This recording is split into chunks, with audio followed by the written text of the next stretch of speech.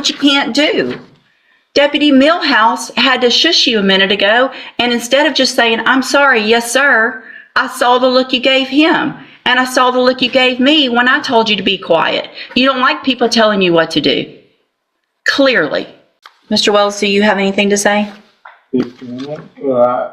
Stand up and speak loudly and clearly so I can hear you as well as the court reporter. Yes, ma'am. She's not scared of me. She manipulated herself, so it ain't nothing about nobody scared of me. And I'm trying to start up, because I got kids, like my daughter, she's 16, she about to graduate to it, and I'm just trying to get out, do whatever the little ISF program to try to better myself and control my temper, work on myself, and try to do, like I said, if I get to go get this job for you, and I can, get away from the, people, that I've been hanging around and, better myself.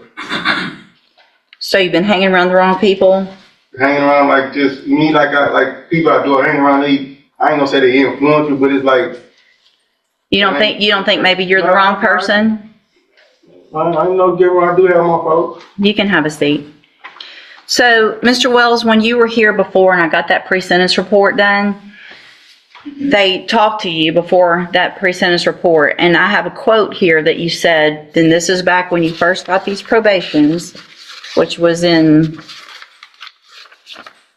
2019, you said, I will do good because I do not want to be in any more trouble. I'm trying to be a better father figure and role model for my kids. What if someone was doing what you've done to the women in your life to your 16-year-old daughter?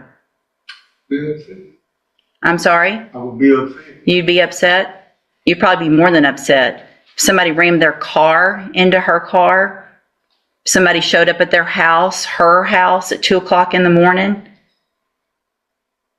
you'd be more than upset. The problem is your behavior is escalating. It's not getting better. It's actually getting worse. And it's not because we didn't send you to ISF and you want to talk about, I'm going to go to this little ISF program. It's not a little program.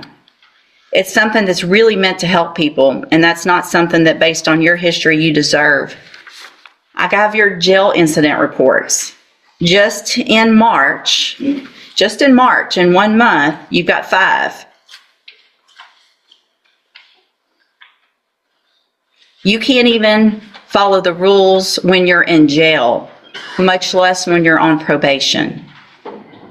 Calling people who are just there doing their job all kinds of names. What, you don't think that's true? I don't know how they treat us in there. They come in there and they talk to us any kind of way. You're in jail. All you got to do is follow the rules. If they say stay in your bunk, you stay in your bunk. You don't call them a bitch because they told you to stay in your bunk. You just follow the rules. And the B word is the nicest thing you've called them. At this time, in cause number 19-31266, again, find that you entered your pleas of true to counts 3, 4, and 6 freely and voluntarily. I again find counts 1, 2, and 5 true. Find sufficient evidence to find you guilty of aggravated assault, family violence, and sentence you to a term of 20 years in the institutional division of the Texas Department of Corrections. There will be an affirmative finding of a deadly weapon in that case. In cause number 19-31267, I'm also going to find that you pled true to counts 3, 4, and 6 freely and voluntarily. Find counts 1, 2, and 5 true. Find sufficient evidence to find you guilty, and at this time find you guilty of aggravated assault. Sentence you to a term of 20 years in the institutional division of the Texas Department of Corrections. You will receive credit, and there's an affirmative finding of a deadly weapon in that case as well.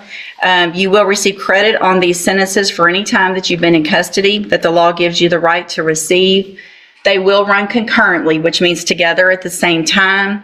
I'm going to hand you the trial court certification that shows this wasn't a plea agreement. You do have some rights to appeal. You need to sign that with Mr. Rojas, and he'll give you a copy of it. I'm also handing you a written admonishment regarding your ineligibility to possess a firearm or ammunition. Because of the judgment entered against you in each case, you're ineligible under Texas law to possess a firearm or ammunition. Possession of a firearm or ammunition could lead to charges against you. Firearm is a legal term, and you should read the written admonishment I provide you to see what devices qualify as a firearm.